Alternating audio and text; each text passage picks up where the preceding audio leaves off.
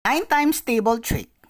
We count down 0, 1, 2, 3, 4, 5, 6, 7, 8, 9. And then we count up 0, 1, 2, 3, 4, 5, 6, 7, 8, and 9.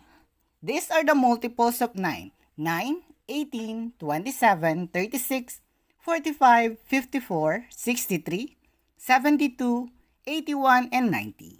Multiplication trick by 9. 24 times 9.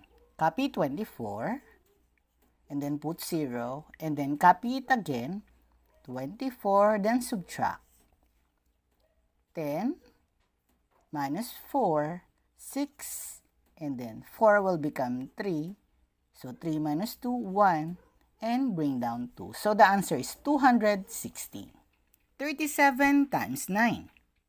Copy 37, and then put 0, then subtract 37. Then 10 minus 7, that is 3. Then 7 will become 6. 6 minus 3, 3. Then copy 3. The answer is 333. 148 times 9. Copy 148, 1, 4, 8, and put 0 as the last digit. Then subtract 148 from the number 1, 4, 8. Then this will become 10 minus 8, 2. 8 will become 7. 7 minus 4, 3. 4 minus 1, 3. And bring down 1. The answer is 1,332. 365 times 9.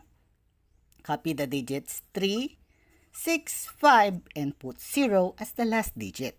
And then subtract 365. And then this will become 10 minus 5, 5, and then 5 will become 4. And borrow 1 from the next number. This will become 14, and 6 will become 5. 14 minus 6, 8. 5 minus 3, 2, and bring down 3. The answer is 3,285.